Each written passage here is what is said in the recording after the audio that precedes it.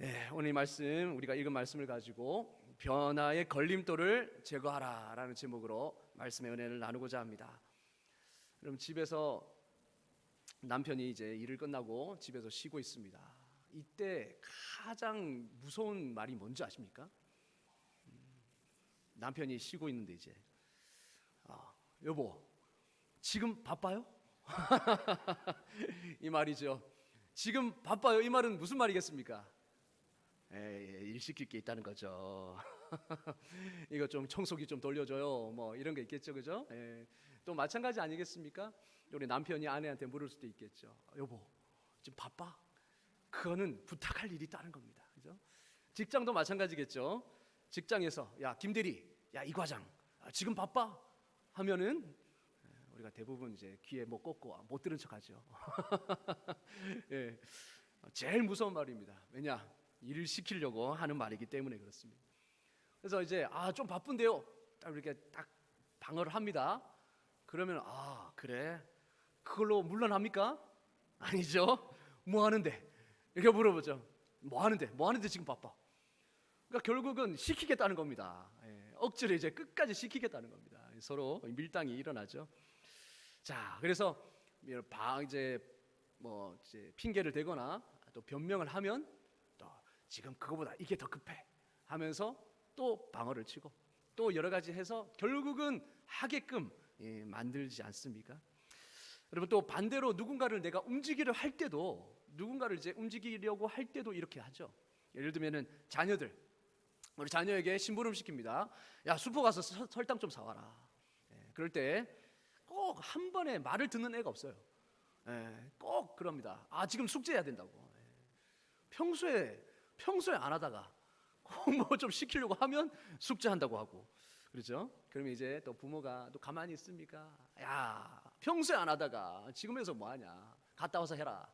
그러면 또 뭐 이유를 또 온갖 핑계를 다 댑니다. 지금 이제 막 펴기 시작했는데 나면 또 나중에 아주 힘들다고. 야, 그러면 또 핑계를 다 막죠. 그래서 결국은 하게끔 만들어서 움직이게 합니다. 그러면 더 이상 이제 자녀들도 더 이상 변명할 수가 없겠구나 하면 순종하기도 하죠. 자, 그렇게 아이들을 변화시킨 부모들이 많이 있을 겁니다. 아이들이 움직이려고 하지 않고 또 변화를 두려워할 때에 이렇게 해서 여러 가지로 변명을 다 차단해서 그렇게 움직일 수 있도록 그렇게 하는 경우가 많죠. 그렇지 않으면 그냥 부모들이 해주는 대로 다 그냥 가만히 앉아 있기 때문에 아이들이 변화되지 않습니다. 그렇게 그렇게 부모가 이렇게 해서 자녀를 변화시키는 부모님도 많을 거고요. 아니면 일일이 다 설득시키고 일일이 다 이 변명을 막고 이런 것이 귀찮아서 못하겠다 포기한 부모님도 아마 계실 겁니다. 그런데 가만히 보니까요, 우리 하나님도 그렇게 일하시더라고요. 하나님도 우리에게 그렇게 하신다라는 겁니다. 여러분, 시키면 한 번에 합니까? 하나님 말씀으로 자극을 주시고 말씀으로 우리에게 감동을 주시고 때로는 주변의 사람을 통해서 타의 의로 그리고 환경으로 몰아가서 그렇게 움직이도록 하시는데, 순종하도록 하시는데 우리가 끝까지 변명하고 하지 않습니다. 그러면은 하나님은요, 말씀을 통하여서 또 은혜를 주시고 또 어떤 사람을 통해서 계속 자극해 주시고, 우리가 변명하는 시간이 없어요 뭐 이런 모든 변명들을 하나님이 다 그 시간 없음 속에서 하실 수 있도록 다 만들어 가 주시고요. 그렇게 해서 딱 차단거리를 다 마련해 주시고 변명을 다 막으시고 끝까지 이제 움직일 수밖에 없도록 이끌어 가시죠. 그러면 그제서야 우리는 움직입니다. 그러나 그때 움직여 보니까 변화가 일어나고 하나님의 역사를 경험하게 되는 것이죠. 여러분, 오늘도 보니까 이런 과정이 나타납니다. 하나님이 일하시는 방식이 나타납니다. 한번 보실까요? 하나님이 모세에게 나타나셨습니다. 하나님이 광야에, 그래서 짐승을 가축을 치고 있던 모세에게 나타나셔서 하나님이 출애굽을 위해서 너를 세웠다. 너는 가서 바로에게 저 이스라엘 백성들을 보내주소서라고 그렇게 말하여라라고 하나님이 부르십니다. 그리고 하나님이 그를 사용하셔서 출애굽의 역사를 일으키시겠다라고 말씀을 하시죠. 이 과정에서 하나님은 큰 약속을 해주십니다. 첫 번째, 바로 하나님이 함께 하시겠다라는 약속이에요. 우리 출애굽기 3장 12절 이렇게 말씀합니다. 하나님이 이르시되 내가 반드시 너와 함께 있으리라. 혼자 보내는 것이 아니라는 겁니다. 내가 반드시 너와 함께 있어서 너와 같이 하겠다. 너 혼자 가는 게 아니라라는 겁니다. 두 번째 약속을 주시는 것은 무엇이냐? 바로 네가 감당할 수 있는 능력을 내가 주겠다. 그러니까 하나님은 아시는 거죠. 모세가 변명할 걸 압니다. 모세가 거부할 걸 압니다. 그래서 내가 너와 함께한다. 너 혼자 가는 거 아니야. 내가 함께해. 그리고 너는 연약하지만 내가 능력을 너에게 주어서 그걸 감당하게 내가 해줄게라고 약속을 합니다. 그래서 그 약속의 증거로서 앞으로 하나님께서 행하실 이적을 모세에게 맛보도록 하죠. 예를 들면은 지팡이를 던지니 뱀이 되고, 그리고 손이 나병이 걸렸다가 다시 깨끗하게 되고, 그리고 또 온 나일강 물이 피가 되는 이러한 일들을 증거들을 보여줍니다. 그래서 확실한 증거까지 보여주면서 내가 능력을 주겠다, 내가 이적을 베풀어 주겠다라고 말씀을 합니다. 그래서 이 지팡이를 가지고 가라라고 말씀하죠. 그럼에도 불구하고 모세의 반응은 어떻습니까? 4장 10절을 다 같이 한번 읽어보겠습니다. 시작. 모세가 여호와께 아뢰되 오 주여 나는 본래 말을 잘 하지 못하는 자니이다. 주께서 주의 종에게 명령하신 후에도 역시 그러하니 나는 입이 뻣뻣하고 혀가 둔한 자니이다. 아멘. 모세가 이제는 뭐라고 말합니까? 나는 안 됩니다. 나는 지금 애굽에 탈출한 지 40년이 넘었습니다. 안 됩니다. 라고 그렇게 하니까 하나님이 내가 너와 함께하마. 그리고 너를 통해 능력을 내가 베풀어 주겠다라고 말씀하시는데도 지금 뭐라고 합니까? 나는 이제 변명할 게 없으니까 입이 뻣뻣하여 둔합니다. 바로를 내가 설득할 수가 없습니다. 나는 언변이 없습니다라고 그렇게 변명하죠. 여러분, 그런데 이게 네 번째 변명입니다. 하나님이 말씀하실 때 지금 네 번째 핑계를 대고 있는 겁니다. 모세가 말한 내용은 내가 본래 말을 잘 하지 못한다는 거예요. 한마디로 달변가가 아니라는 겁니다. 여러분, 한 사람을 설득할 때에 정말 그 사람을 어떻게 보면 그 마음을 움직이기 위해서는 여러분 얼마나 언변이 좋아야 합니까? 말을 그냥 얼마나 좌르르 하게 합니까? 여러분, 사기꾼들을 보시면 요즘 뭐 이렇게 좀 사기꾼들이 일이 많은데 전모 씨라고 해서 이렇게 이제 세간에 나오는데, 여러분 그런 사기를 치는 사람들 보면 말이 정말로 그냥 우리가 그냥 들으면 껍벅 넘어갈 정도로 말을 잘합니다. 얼마나 그렇게 친절하게 하는지 모릅니다. 근데 지금 모세는 자기는 그렇지 않다는 거예요. 한 사람을 설득해야 되는데, 그것도 그 한 사람이 바로라는 이집트의 왕인데, 한 나라의 왕인데 내게 있는 이 언변으로 어떻게 가서 설득을 합니까? 하나님, 나는 안 됩니다. 한마디로 저는 능력이 부족합니다라고 하는 거죠. 근데 이거는요 아무리 봐도 변명에 불과합니다. 왜냐하면 사도행전 7장 22절은 다르게 말하고 있거든요. 한번 보실까요? 사도행전 7장 22절 다 같이 읽겠습니다. 시작. 애굽 사람의 모든 지혜를 배워 그 말과 하는 일이 능하더라. 아멘. 자, 모세가 앞에 모세가 빠졌는데요. 모세가 애굽 사람의 모든 지혜를 배워서, 왜냐하면 애굽의 왕자로 자랐지 않습니까? 양아들로 자랐지 않습니까? 거기서 모든 지혜를 배웠고, 그리고 언어도 거기서 배웠고요. 그래서 모든 말과 하는 일이 능하더라. 능하더라라는 것은 파워풀입니다. 모든 것을 넘치도록 할 수 있다는 거죠. 여러분, 당연히 모세가 지금 핑계대고 있는 것입니다. 물론 핑계댈 거리가 있었을 겁니다. 왜냐? 애굽에서 자기가 나온 지 40년이 지났기 때문이죠. 그리고 자기는 광야에서 짐승만을 쳤습니다. 가축만을 쳤습니다. 여러분, 가축을 칠 때 말을 합니까? 사람과 말을 해야 언어가 또 늘지 않습니까? 근데 가축을 평생 하루 종일 가축을 치고 있으면 말을 잘 안 합니다. 그러니까 이런 언어적인 스킬들이 많이 떨어졌겠죠. 그러한 핑계거리가 사실은 있었습니다. 그래도 모세에게는 지혜가 있었고요, 할 수 있는 능력이 있었습니다. 자, 근데 이때 하나님이 더 대단하십니다. 그렇게 자신을 못 믿는 모세를 끝까지 참으시면서 변명거리를 차단하십니다. 하나씩 하나씩 차단하십니다. 그래서 변명을 하지 못하도록 하십니다. 어떻게 해요? 4장 11절에 보니까 이렇게 말합니다. 다 같이 읽겠습니다. 시작. 여호와께서 그에게 이르시되 누가 사람의 입을 지었느냐? 누가 말 못하는 자나 못 듣는 자나 눈 밝은 자나 맹인이 되게 하였느냐? 나 여호와가 아니냐? 아멘. 나 여호와가 아니냐? 이 모든 일을 하는 당사자가 내가 아니냐? 내가 너의 입을 만들었고, 그리고 내가 너에게 할 말을 심어준다. 내가 한다. 내가. 네가 하는 게 아니다라고 분명히 말씀하십니다. 또 그럴 것이 우리 하나님은 누구십니까? 땅과 하늘을 지으신 창조주십니다. 이 세계 모든 만물을 지으셨어요. 뿐만 아니라 우리 사람도 지으셨죠. 우리의 입, 우리의 귀, 그래서 듣게 하시고 말하게 하시고 보게 하시고 이 모든 것을 하나님이 하셨다는 겁니다. 그리고 지금 그 하나님이 너와 함께 하시겠다라고 하는데, 이 모세의 이것은 변명이 되지 않는 것이죠. 모세가 아무리 받은 사명이 어렵다 하더라도 홀로 하는 것이 아니라는 사실을 기억해야 했습니다. 모세 뒤에는 모든 것을 창조하신 우리 창조주 하나님이 계시다는 사실을 모세가 알았어야 돼요. 그렇기 때문에 말을 못한다는 변명은 하나님 앞에서 핑계거리가 될 수 없었습니다. 하나님이 모세의 핑계거리, 변명을 다 막아버리신 거죠. 그래서 마지막 12절에 정말 쐐기를 박으십니다. 다시금 모세에게 확신을 주십니다. 12절입니다. 시작. 이제 가라. 내가 내 입과 함께 있어서 할 말을 가르치리라. 아멘. 이제 가라. 가라.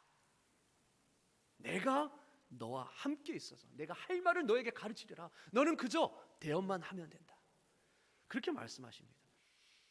자, 여기서 모세가 어떻게 하겠습니까? 아이고, 어쩔 수 없네요, 하나님. 그게 아니죠. 또 빠져나갑니다. 어떻게 합니까? 오 주여, 보낼 만한 자를 보내소서. 나는 아니라는 겁니다. 나는 끝까지 아니라는 겁니다. 지금 벌써 다섯 번째 지금 변명하고 있는 겁니다. 이제는 핑계 댈 게 없으니까 정면으로 받아칩니다. 그냥 에라 모르겠다, 배째라 이겁니다. 나는 못하겠습니다. 배째십시오. 다른 사람 보내십시오. 야, 하나님 이쯤 하나님 이제 좀 물론 노하기를 더디하시는 분이시지만 이쯤 되면 열받으시는 거죠. 그러니까 어떻게 하십니까? 14절에 노하여 이르시되 레위 사람 네 형 아론이 있지 아니하냐? 그가 말 잘하는 것을 내가 아노라. 그가 너를 만나러 오나니 그가 너를 볼 때에 그의 마음에 기쁨이 있을 것이라.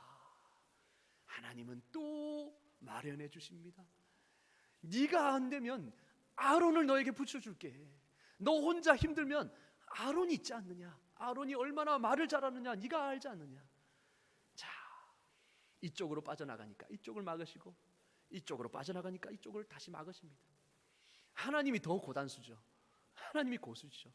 절대 당하시지 않습니다. 이번엔 아론을 그의 대언자로 삼아 보내시겠다고 합니다. 그리고 이들에게 할 말도 심어주시겠다라고 말씀합니다.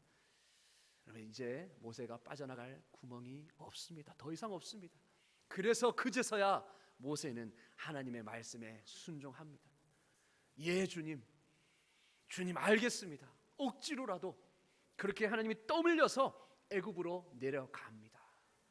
그 후로는 여러분이 잘 아시죠. 놀라운 일들이 벌어지죠. 모세를 통하여서 10가지의 놀라운 그 애굽의 재앙이 벌어집니다. 모세는 그것을 직접 경험했고 자신을 통해서 하나님이 역사하시는 것을 눈으로 직접 경험했습니다. 그전에는 그렇게 의심하고 하나님이 같이 간다고 했는데도 내가 못합니다. 나는 안 됩니다. 다른 사람 보내소서. 그렇게 했던 이제 모세가 어떻게 합니까? 이제는 이스라엘 백성의 불신과 의심에 대해서 단호하게 호통치면서 당장 지금 너희는 여기 서서 여호와의 구원하심을 지금 보라라고 나아가는 거죠. 그래서 홍해 앞에서 지팡이를 들고 나아갈 때에 홍해가 갈라지는 사건을 모두가 경험하지 않습니까? 여러분, 하나님의 뜻이 모세를 통해 이루어지기 시작합니다. 그런데 이게 하나님이 우리를 통해 일하시는 방식이에요. 우리는 끝까지 거부하고 우리는 끝까지 변명하지만 하나님은 그 모든 것들을, 변명들을 다 받아주시고 그 변명을 차단할 수 있는 능력까지도 다 주시고 이제는 더 이상 변명할 수 없을 정도로 우리를 몰아가시면서 순종의 자리로 이끌어 가시는 것이죠. 누구에게나 찾아오는 그 변화의 때가 있습니다. 하나님의 자녀라면 누구에게나 때가 있습니다. 어떤 때요? 하나님이 우리를 강하게 도전하시고 그리고 두드리시는 때가 있습니다. 우리의 마음을 두드리시고 안주해 있는 우리 자리를 다시 일으켜서 움직이시게 하시는, 도전하시는 때가 있는 거죠. 그게 바로 부르심이라고 합니다. 소명이라고 합니다. 부르신다는 거죠. 모세에게도 있었고 이사야에게도 있었고 예수님의 12 제자에게도 있었습니다. 이때는 바로 곧 변화의 때입니다. 변화의 때. 하나님은 그분의 뜻을 이루시기 위해서 여러분을 선택하시고 부르셨습니다. 그리고 하나님의 뜻을 이루시기 위해서 여러분을 통하여 일하시기 위하여 여러분을 세상 가운데 보내십니다. 그 뜻을 이루시기 위해서는 반드시 우리에게 변화가 필요합니다. 그 변화의 목적은 바로 하나님의 뜻이 이루어지는 것이죠. 또한 우리 좁은 틀 안에 갇혀있는 나 자신의 한계와 그리고 연약함을 깨뜨리시기 위해서 그렇게 하십니다. 우리를 성장시키기 위해서 그렇게 하신다는 것이죠. 그런데 변화의 걸림돌이 있습니다. 이 변화의 때에, 하나님이 주시는 그 기회, 변화의 때에 변화의 걸림돌이 있습니다. 그것은 바로 변명입니다. 변명과 핑계는 변화의 가장 큰 걸림돌이자 장애물입니다. 여러분 주변을 한번 보십시오. 변명하는 사람치고 변하는 사람 못 봤습니다. 저는 그렇습니다. 뭐 일을 시키면 못합니다. 뭐 이렇게 이야기하면 다 변명하기 바빠요. 핑계대기 바빠요. 그런 사람들은 일을 배울 수도 없고요, 일을 하지도 못하고 발전도 없습니다. 신앙도 마찬가지입니다. 하나님 난 못해요. 그래서 모태신앙이라고 하지만 이러다 보니까 신앙의 발전도 없는 거죠. 뜨뜨미지근한 겁니다. 하는 것도 아니고 안 하는 것도 아니고. 여러분 변명과 핑계는 우리를 변화시키지 못합니다. 그렇죠. 변명, 자기 합리화, 이것이 변화의 그리고 성장의 가장 큰 걸림돌입니다. 혹시 우리 안에 변명의 습관이 있습니까? 무엇을 부탁하고자 했을 때에 이 사람은 맨날 변명하기 바빠. 그 다음부터는 안 시킵니다. 하나님도 마찬가지예요. 하나님도 기회를 드릴 때, 하나님께서 기회를 주실 때 내가 연약하지만 내가 한번 해보겠습니다. 하나님 이 직분 내가 연약하지만 이 봉사의 자리 나는 정말 처음이라 할지도 모르지만 한번 믿음으로 한번 해보겠습니다. 그렇게 하는 사람이 성장하고요, 변화가 되고 하나님의 역사를 경험하고 하나님은 또 다른 일들을 부어주시죠. 그런데 못하겠다, 못합니다 하는 사람은 평생 못합니다. 그 자리입니다. 그 자리에 머물러 있습니다. 여러분 그런데요, 하나님은 그 변명거리를 그럴 때마다 없애주세요. 말씀을 통하여서, 환경을 통하여서 없애주십니다. 때로는 하나님이 강력하게 은혜를 부어주시고 성령으로 충만케 하여 주셔서 그 자리를 일어나게 하십니다. 할 수밖에 없도록 만드세요. 또 어떤 사람이 그 푸시를 통하여서 어떻게 보면 할 수 없도록 광야로 몰아넣어서 우리를 변화시키십니다. 그렇게 성장시키시는 것이죠. 이게 바로 하나님이 우리를 사용하시는 방법입니다. 하나님이 우리를 통해 일하시는 방식입니다.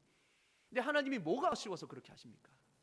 하나님이 직접 하시면 될 텐데 왜 뭐가 아쉬워서 이러한 연약한 우리를 사용하셔서 항상 하나님은 그 뜻을 이루어 가시는 걸까요? 하나님은요, 우리를 성장시키고 싶어 하시는 것입니다. 하나님 혼자 하면 다 할 수 있겠죠. 그런데요, 우리는 아무것도 모릅니다. 그리고 우리는 아무 발전도 없을 것입니다. 알아서 하나님이 다 하시네? 우리는 두 손 놓고 다 있는 겁니다. 자녀들을 보십시오. 부모가 해주는 거 다 해주고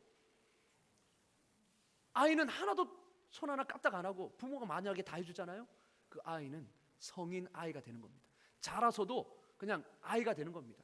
부모를 의지할 줄만 알았지 자기 손으로 할 수 있는 게 없습니다. 여러분 하나님도 마찬가지예요.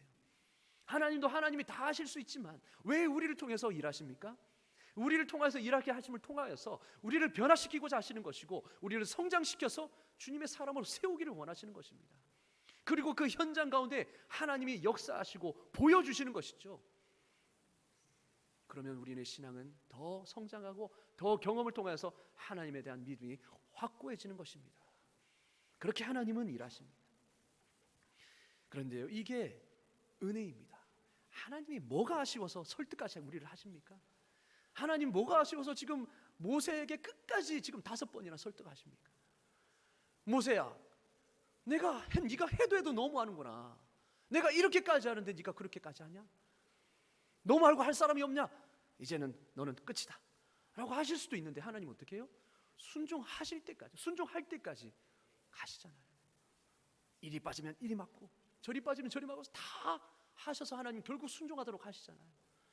그래서 모세가 어떻게 됩니까? 모세 이후에 그런 선지자가 나온 적이 없다라고 할 정도로 모세를 하나님 위대한 사람으로 세워가시고, 모세 자신에게 있어서도 놀랍게 하나님을 대면하여 아는 자라라고, 모세가 유일합니다.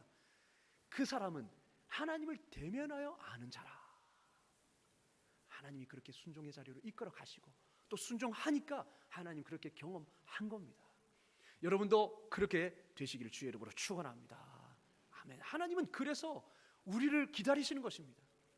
우리가 움직이도록 기다리시고, 계속해서 환경으로 또 다른 사람을 통하여서 우리의 마음의 중심을 불어넣으심으로 그렇게 우리를 움직이도록 하시는 것이죠. 여러분, 하나님은요 모든 변명거리를 없애주십니다. 하나님이 이사야를 부르실 때에 어떻게 합니까? 이렇게 말합니다. 화로다 나여 망하게 되었도다. 나는 본래 입술이 부정한 사람이요, 나는 입술이 부정한 백성 중에 거주하면서 만군의 여호와이신 하나님을 왕을 배웠음이로다. 나는 입술이 부정한 사람인데 거룩하신 하나님을 배웠으니 나는 이제 죽었다 라고 그렇게 절망했을 때에 하나님이 어떻게 하십니까? 제단의 숯불을 가지고 와서 그 입술에 대셔서 이렇게 말씀하십니다. 이제 네 입술이 정하게 되었도다. 하나님은 내가 할 수 없는 그 모든 상황을 고치시면서까지, 회복시키시면서까지 우리를 사용하신다는 겁니다. 그분의 손에 붙들려면 안 될 것이 없습니다. 구제불능도 하나님이 고치셔서 쓰십니다. 하나님 앞에서는 그래서 핑계거리가 있을 수가 없는 겁니다. 이 말이 제일 하나님이 듣기 싫을 거예요, 아마. 난 원래 이래요, 하나님. 난 원래 이렇게 구제불능이에요. 원래 이렇게 태어났어요. 난 본성 자체가 이런 사람입니다. 이렇게 태어났는데 어쩌겠습니까? 하나님 앞에서도 그렇게 하지만 사람 앞에서도 그렇게 하는 사람이 있죠. 야, 난 원래 그래. 나 이렇게 원래 태어났어. 소망 없어. 그냥 내버려둬. 이렇게 하는 사람은 평생 변화가 없습니다. 그렇죠? 여러분, 이게 가장 어떻게 보면요 나쁜 생각입니다. 왜냐? 변화의 주체는 내가 아니라 하나님이시거든요. 하나님이 부르시고 쓰시겠다고 하면 바울도 변화가 되는 겁니다. 예수님을 믿는 사람들을 잡아 죽이던 그 바울도 거꾸로 들여서 하나님이 쓰시는 사람이 하나님이신데, 변화의 주체는 내가 아니라 하나님이시고 성장의 주체는 하나님이십니다. 그렇죠? 하나님이 하시겠다는데 여러분, 우리가 무슨 배짱으로 된다 안 된다 할 수 있습니까? 그리고 그 하나님은 천지를 창조하신 하나님이십니다. 무에서 유를 만드신 분이에요. 우리 입을 지으신 분이고 우리의 생각과 모든 것을 주관하시는 분 아닙니까? 그러니까 그분이 함께 하시고 그분이 능력 주신다면 우리는 할 수 없는 게 없습니다. 여러분, 바울도요 모세와 같이 언변이 뛰어나지 않았습니다. 바울하면 굉장히 달변가 같죠. 설교도 유창하게 할 것 같죠. 왜냐? 전도하면 수많은 사람들이 주님께 돌아왔으니까. 그런데요 절대 바울이 그러지 않았습니다. 고린도후서 10장 10절을 보실까요? 고린도 교회가 바울을 비방하면서 이렇게 말했다고 합니다. 그들의 말이, 그러니까 고린도 교회인들의 말 중에 그의 편지들은 무게가 있고 힘이 있으나, 그러니까 바울의 편지는 무게가 있고 힘이 있으나 바울이 직접 대면하여서 말할 때는 그 말이 시원치 않다, 이렇게 말했습니다. 바울도 인정했습니다. 그래서 고린도후서 11장 6절에 이렇게 말합니다. 내가 비록 말에는 부족하나.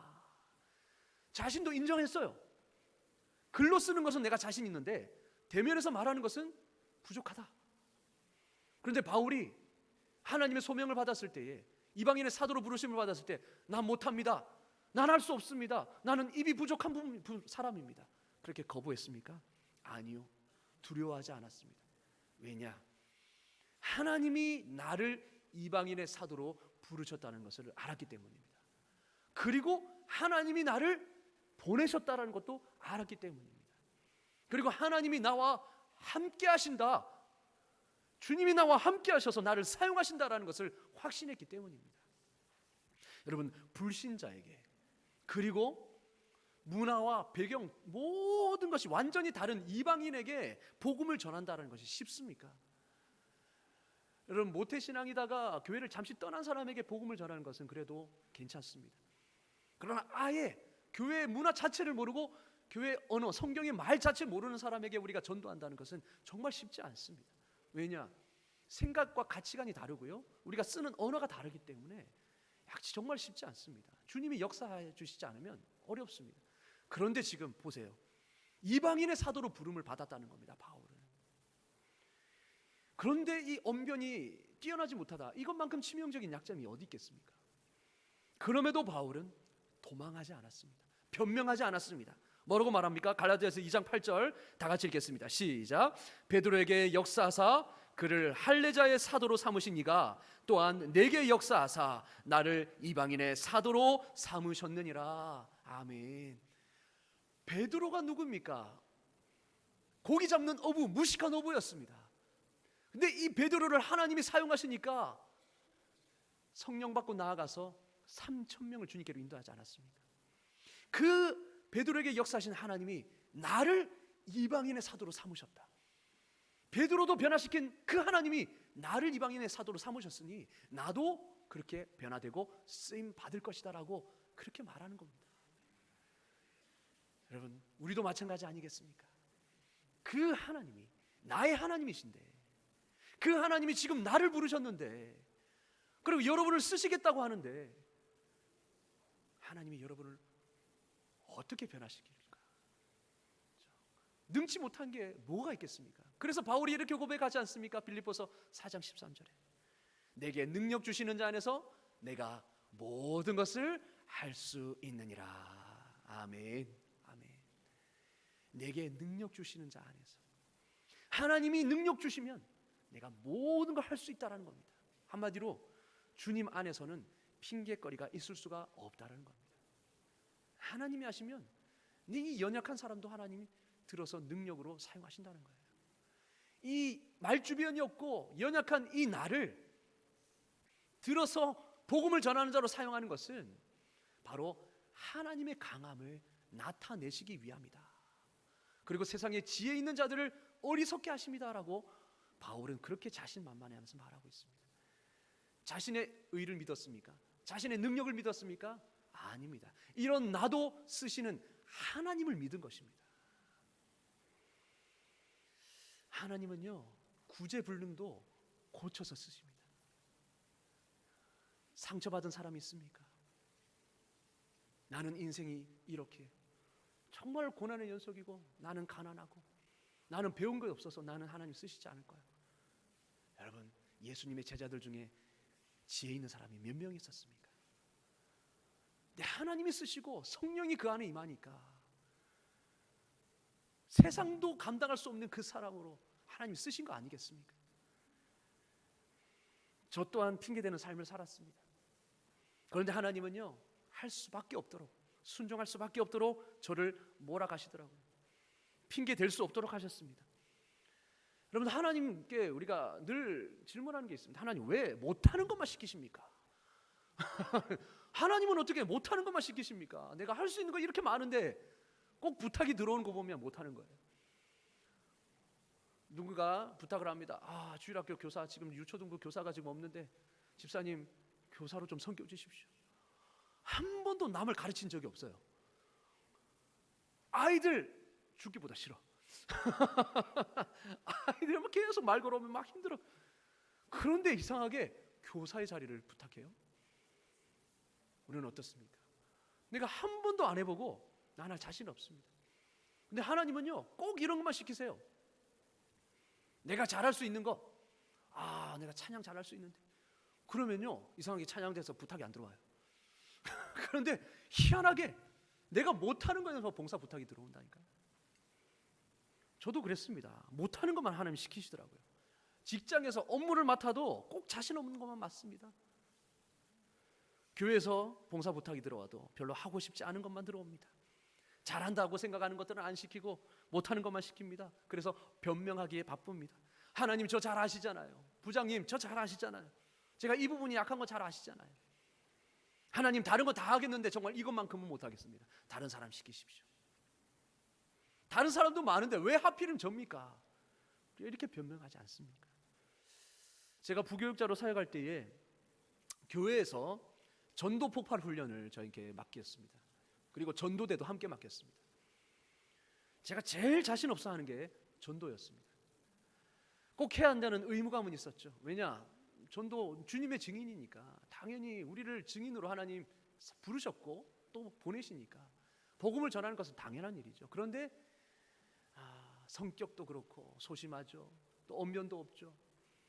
희한하게 사람들 앞에만 가면 제가 작아지고 막 그러더라고요. 할 말도 있어도 막 머리가 하얗게 되고 막. 그래서 제일 부담스럽고 제일 피하고 싶은 사역이었습니다. 하필이면 그 수많은 사역 중에 왜 그거를 시키나. 그래서 하나님 앞에 기도하면서 못하겠다고 변명하고 막 핑계 댔습니다. 하나님 이건 아니잖아요. 내가 저를 잘 아시잖아요. 누구보다 저를 잘 아시는 분이 왜 저에게 이를 맡깁니까? 제가 전도에 제일 약한 거 아시잖아요. 저 사람 대하는 것 자체가 힘든 사람입니다. 하나님. 그리고 제가 청년부 회장 때 한 달에 2번이던 노방전도를 한 번으로 줄인 것도 제가 저라는 사실을 아시지 않습니까? 하나님. 제가 청년부 회장 때 얼마나 전도하기 싫었으면 한 달에 2번 계획되어 있는 노방전도를 한 번으로 제가 없애버렸습니다. 두고두고 후회하는 부분이지만 그런데 그렇게 변명해도 소용이 없었습니다. 변명하는데 하나님 다 테러를 막으시고요. 내가 할 수밖에 없게끔 하는데 이끌어 가시더라고요. 근데 억지로 그렇게라도 가니까 그 속에서 저의 한계를 깨뜨리시고 지경을 넓히시는 하나님의 손길을 경험했습니다. 안 하니까 못하는 거더라고요. 내가 못한다고 생각하고 안 하니까 계속 못하는 거더라고요. 가서 전도 폭발 훈련 받고 4박 5일로 여러분 전도 폭발 훈련이 이 복음 전문이 있거든요. 복음의 그런 메시지가 있습니다. 한 40분 되는 메시지입니다. 그걸 다 외우는 겁니다. 그래서 실습을 하는 겁니다. 그 훈련을 받고 와서 제가 그 훈련을 시켰습니다. 그런데 그거를 내가 장착을 하고 나니까 그 훈련을 받고 나니까요. 이제는 누구를 만나도 자신감이 생기는 겁니다. 그래서 갑자기 예전 같으면 갑자기 임종이 왔다. 그래서 집사님이 임종 예배를 부탁합니다. 제 부모님이 예수님 믿지 않아요. 복음을 전해주세요 하면 저는 손에 땀부터 났습니다. 아이고 어떻게 하나. 그런데요. 그거를 훈련을 받고 장착을 하게 되니까 어떤 부탁이 와도 겁나지 않는 겁니다. 갔습니다. 집사님 가십시다. 당장 가십시다. 가서 병상에서 복음을 전하고 기도하고 그렇게 담대하게 복음을 전할 수 있었어요. 여러분 그렇게 내 자신이 변화가 되고 지경이 넓어지는 것을 경험했습니다. 그리고 그렇게 순종하고 나가니까 하나님이 내 앞서 역사하시더라고요. 참으로 신기했습니다. 무엇이 달라졌을까요? 하나님이 함께 하심을 믿고 신뢰하게 된 겁니다. 하나님이 이렇게 하셨다면 뜻이 있을 거야. 내가 못하는 걸 알면서도 하나님이 이거 시켰으면 분명히 하나님 뜻이 있을 거야. 이걸 통해서 하나님이 역사하실 거야 라는 그런 믿음이 생겼습니다. 그러니까요 더 이상 이제는 내 연약함을 바라보지 않고 내 시선이 이제는 나에게서 주님으로 옮겨지는 겁니다. 그러니 그 안에서 주님이 역사하시는 것이죠. 여러분 더 이상 나의 연약함을 바라보지 마십시오. 이 연약한 나를 들어 쓰실 그 하나님의 권능을 바라보실 수 있기를 주의 이름으로 축원합니다. 여러분 그렇게 되면요 못할 일이 없습니다. 내가 맡지 못할 봉사의 자리가 없고요. 내가 맡지 못할 직분의 자리도 없습니다. 하나님이 함께 하시고 하나님이 너를 보낸다는데 하나님이 나를 보내신다는데 뭐가 두렵겠습니까? 연약함이 하나님이 채워주시겠죠. 아론과 같은 사람을 붙여주시겠죠. 그렇게라도 하나님이 일을 행하시겠죠. 왜냐? 보내신 주체는 내가 아니라 하나님이시니까요. 그렇습니다. 만약에 제가 변명이나 하고 있었다면 그러한 변화를 경험할 수 있었겠습니까? 제 사역의 지경이 넓어졌겠습니까? 성장할 수 있었을까요? 여전히 저는 복음 앞에서 두려워 덜덜 떨었을 것입니다. 그러나 부르심과 보내심의 주체이신 하나님을 믿고 그렇게 내 능력을 의지하지 않고 하나님의 능력을 의지하여서 순종하니까 하나님이 경험하게 하시고 보게 하시고 그럼을 통해서 내 믿음이 더 성장하고 확장이 되는 것이죠. 그래서 나도 이렇게 고백합니다. 내게 능력 주시는 자 안에서 나도 모든 것을 할 수 있습니다. 할렐루야. 아멘. 여러분, 하나님 앞에서는요 변명거리가 없습니다. 하나님이 다 변명 못하도록 조치를 다 해놓으시고 여러분을 시키시는 겁니다. 변명은 단지 시간만 끌 뿐이고 나에게 손해가 될 뿐입니다. 사랑하는 성도 여러분, 우리는 다 하나님으로부터 부르심을 받았습니다. 세상으로부터 부르심을 받았습니다. 그리고 하나님의 뜻 가운데 세상으로 보내심을 받은 사람들입니다. 직장 가운데, 가정 가운데, 우리 교회 가운데 수많은 이웃과의 관계 속에서 우리는 보냄을 받았습니다. 그것에서 하나님의 역사를 이루는 도구로 쓰임을 받습니다. 하나님이 우리를 통해 하실 일이 있으십니다. 그 일을 위해서 우리를 부르신 것이고 우리를 보내신 것입니다. 부르심의 방식은 다양하겠죠. 때로는 타의에 의해서든 다른 사람에 의해서든 환경에 의해서든 그리고 우리 안에 마음을 강하게 불어넣으시든 부르심의 방식은 다양하지만 그때가 바로 변화의 때라는 사실을 잊지 마십시오. 내가 변화될 수 있다. 이때가 하나님의 때구나.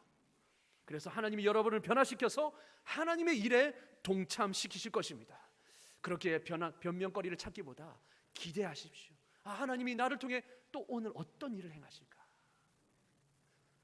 비록 순종이라는 그러한 힘든 발걸음을 하겠지만 그 걸음을 통하여서 하나님 나를 통해 역사하실 하나님을 기대하십시오. 이게 우리의 신앙의 살아있는 신앙의 모습입니다. 날마다 기대하는 모습. 하나님은 오늘 어떻게 나를 사용하시고 나와 어떻게 함께 하실까. 변화의 시즌이 다가왔습니다. 벌써 연말입니다. 여러분 11월입니다. 직장 업무에도 변화가 있을 겁니다. 내년에 또 새로운 업무를 맡게 되실 것이고 부서를 이동하시는 분들이 계실 것이고 또 사업의 변화를 깨하시는 분도 계실 것이고 또 매년 짓는 그 농사의 변화가 있을 수도 있습니다. 지난번에 이런 날씨 때문에 너무나 이 농작이 어려웠는데 이제는 다른 거를 시도해볼까. 업종이 바뀔 수도 있습니다. 가정에도 변화가 있을 것입니다. 자녀가 한 살을 먹을수록 학년이 바뀌고 또 졸업하고 또 새로운 진로를 찾아 떠나겠죠. 그리고 교회적으로도 변화의 시즌이 다가왔습니다. 이제 사역의 변화가 내년이면 있을 것이고 또 나아갈 방향의 변화도 생길 것입니다. 그리고 여러분 전도회 연말 총회가 다가옵니다. 전도회별로 임원을 뽑게 되고요. 그리고 또한 부서별로 사람이 세워지게 됩니다. 부장단과 구역장과 권찰님들 여러 가지로 세워지겠죠. 여러분 물론 변화가 두려울 수 있습니다. 이런 일들이 나에게 맡겨지면 어떻게 하나. 새로운 부서에 내가 적응 잘할 수 있을까? 물론 두려움이 있습니다. 경험하지 못한 것에 대한 두려움이 우리에겐 다 있습니다. 그러나 그때 이것만은 기억하십시오. 하나님은 절대 허투루 그곳으로 보내지 않으신다는 사실을. 하나님은 우리를 부르셨습니다. 그리고 하나님이 그곳으로 보내십니다. 그리고 하나님이 우리와 반드시 함께 하시겠다고 약속해 주셨습니다. 아멘. 이것들을 신뢰하게 되면요 더 이상 나의 연약함을 바라보지 않게 됩니다. 우리의 시선이 나에게서 전능하신 주님으로 옮겨지게 됩니다. 그리고 하나님을 기대하게 됩니다. 그 안에 내 안에 역사가 나타나는 것입니다. 여러분 핑계할 수 없습니다. 하나님이 하신다면 하시는 겁니다. 나 혼자로 안 되면 사람을 붙여서라도 하게 하실 것입니다. 여러분 하나님이 나를 쓰신다는 것이 중요하죠. 그렇죠? 하나님이 이 부족한 나를 들어 쓰신다는 이것이 중요하지 않습니까? 그 하나님의 일에 내가 동참하게 된다는 사실이 중요하지 않습니까? 여러분 우리는 예수님의 겟세마네 기도를 기억해야 합니다. 그러나 나의 원대로 마옵시고 아버지의 원대로 하옵소서. 저는 하나님 나는 부족하지만 아버지의 뜻이라면 순종하겠습니다. 아버지가 나와 함께 하시면 가능합니다. 능력 주시는 자 안에서 내가 모든 것을 할 수 있습니다.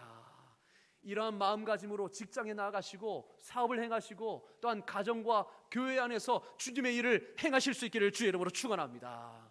그럴 때 우리는 변명이 아닌 변화의 주체이신 하나님을 신뢰함으로 기대함으로 나아갈 수 있을 것이고요, 모세가 경험했던 하나님의 놀라운 손길 역사를 경험하게 될 줄로 믿습니다. 아멘. 이 시간 믿음으로 나아가실 때에 우리 찬양을 했으면 좋겠습니다. 나를 지으신 이가 하나님이라는 찬양, 우리가 이 찬양을 부르면서 우리가 말씀을 생각하며 또 기도했으면 좋겠습니다. 나를 지으신 이가 하나님, 나를 부르신 이가 하나님, 나를 보내신 이도 하나님, 나의 나 된 것은 다 하나님의 은혜라. 함께 이 찬양 하나님 앞에 올려드리겠습니다.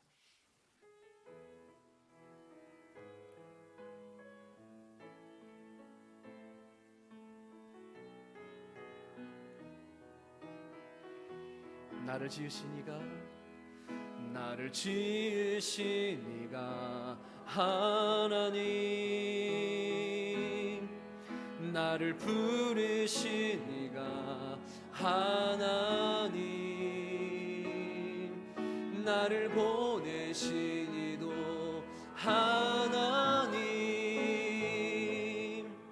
나의 나 된 것은 다 하나님 은혜라. 나의 달려갈 길, 나의 달려갈 길 다 가도록, 나의 마지막 다 하도록, 나로 그 십자가 품게 하시니, 나의 나 된 것은 다 하나님. 우리 한 번 더 찬양하겠습니다. 나를 지으신 이가, 나를 지으신 이가 하나님, 나를 부르신 이가 하나님, 나를 보내신 이도 하나님, 나의 나 된 것은 다 하나님 은혜라. 나의 달려갈 길 다 가도록, 나의 마지막 호흡 다 하도록, 나로 그 십자가 품게 하시니, 나의 나 된 것은 다 하나님 은혜라. 한량없는 은혜, 한량없는 은혜, 갚을 길 없는 은혜, 내 삶을 애워싸는 하나님의 은혜, 나 주저함 없이 그 땅을 밟음도 나를 붙드시는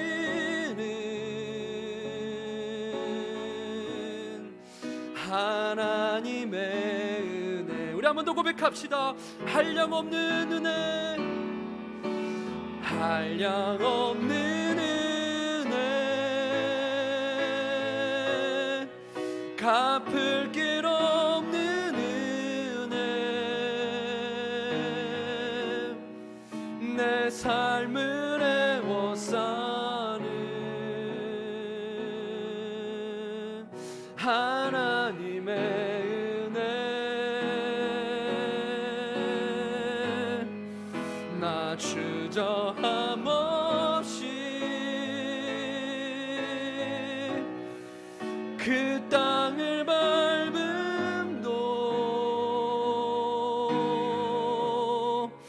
나를 붙드시는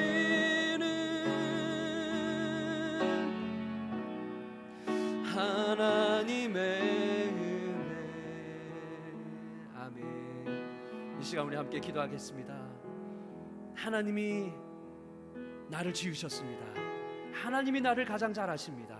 나의 약함도, 나의 강함도, 나의 부족함도 하나님이 잘 아십니다. 그렇기에 하나님이 채워주실 수 있습니다. 하나님이 나를 부르셨습니다. 연약한 이대로 아시고 부르셨습니다. 그리고 나를 보내신 이도 하나님이십니다. 그 직장 가운데 그 자리에 있게 하신 것도 하나님이시고, 나를 이 가정 가운데 있게 하신 것도 하나님이시고, 나를 교회 가운데 봉사의 자리로, 직분의 자리로 보내신 것도 하나님이십니다. 하나님이 하실 것입니다. 하나님이 여러분을 통하여 일하실 것입니다. 하나님이 반드시 여러분과 함께 하실 것입니다. 우리가 이것을 꼭 확신하기를 원합니다. 나를 부르신 분도 하나님이시고, 나를 보내신 분도 하나님이시고, 나와 함께 하시겠다고 약속하셨습니다. 하나님, 이제 변명하지 않기를 원합니다. 나에게 어떤 자리를 맡기시든, 나를 어떤 자리로 내모시든 하나님 변명하지 아니하고, 나를 보내신 분이 하나님이심을 믿고 아멘으로 순종하게 하시고, 오히려 하나님, 나의 약함이 하나님의 강함으로 나타나게 하여 주시옵소서. 이 부족한 저를 통하여 하나님의 놀라운 역사가 나타나게 하여 주시옵소서. 기대하며 주님 앞에 나아갈 수 있는, 순종의 자리로 나아갈 수 있는 우리가 되게 하라고 우리 다 같이 주여 주가 함께 기도하며 나아가겠습니다. 주여, 하나님 아버지, 오늘도 이 시간 하나님 모세에게 나타나셔서 모세의 모든 변명거리를 다 받아주시고, 그것을 하나님 변명하지 못하도록 하나님 채워주심으로 모세를 움직이신 하나님을 바라봅니다. 오늘도 하나님 여러 가지로 우리에게 일하시는 하나님, 우리를 통하여 일하시는 하나님, 우리 인간을 통하여 역사하시는 하나님, 오늘도 하나님의 방법들을 바라봅니다. 하나님이 나를 이렇게 도전하시고 강하게 푸시하시고 또 하나는 나를 이끌어 가시는데, 우리는 날마다 나는 할 수 없습니다. 나는 못합니다. 하나님, 변명만 하고 여전히 그 자리에 머물러 있는 자 자신을 발견합니다. 하나님 아버지, 그러나 주님이 움직여 가실 때에, 하나님이 몰고 가실 때에 우리가 순종하고 변명하는 것이 아니라 기대하는 마음으로 나아갈 때에, 하나님 그 주저함 없이 그 땅을 밟아 나갈 때에 하나님 놀라운 역사, 홍해가 갈라지는 역사가 나타날 줄로 믿습니다. 나의 연약함이 오히려 하나님의 강함으로 드러나게 될 줄로 믿습니다. 하나님이 우리가 그렇게 경험했지 않습니까? 내가 이 자리에 온 것은 바로 하나님이 역사하신 것 때문입니다. 하나님, 나는 알 수 없었지만 하나님이 여기까지 인도해 오셨습니다. 앞으로도 마찬가지입니다. 하나님, 이제 변화의 시기가 다가왔습니다. 연말입니다. 내년을 준비합니다. 하나님, 우리의 모든 기간과 각기가 총회가 있고, 또 하나는 우리 직장에 업무의 변동이 있습니다. 우리 사업의 변함이 있습니다. 하나님 아버지, 우리가 두려움으로 한 발자국 물러설 것이 아니라, 변명하고 할 수 없다라고 물러서 있을 것이 아니라, 하나님이 주신 것임을 믿고 하나님의 변화의 시기를 통하여서 나를 움직이시고 나를 성장하심을 믿고 아버지의 기대함으로 아멘으로 순종하며 나갈 수 있는 우리가 되게 하여 주시옵소서. 이 모든 것이 하나님의 은혜입니다. 변화의 때 변명하지 아니하고, 변화의 때에 믿음으로 순종함으로 하나님 변화를 경험하며 하나님의 크심을 경험하며, 오늘도 이 나를 통해 역사하시는, 일하시는 하나님을 만날 수 있도록 은혜 베풀어 주시옵소서. 아버지, 붙잡아 주시옵소서. 하나님 아버지, 부족한 저를 불러주시니 감사합니다. 그리고 나를 고쳐서 주님 사용해 주시겠다고 약속해 주시니 감사합니다. 하나님, 내게 능력 주시는 그 하나님 안에서 내가 못할 것이 없는 줄로 믿습니다. 이제는 변명하기보다 하나님 강한 도전의식을 가지고 하나님을 신뢰함으로 도전하며 그 땅을 밟을 수 있는 우리 삶이 될 수 있도록 은혜 베풀어 주시옵소서. 그래서 우리 있는 자리에서 하나님의 영광이 드러나게 하여 주시고, 나를 통해 역사하시는 하나님을 만방에 드러낼 수 있도록 우리를 도구로 사용하여 주시옵소서. 예수 그리스도 이름으로 기도드리옵나이다. 아멘.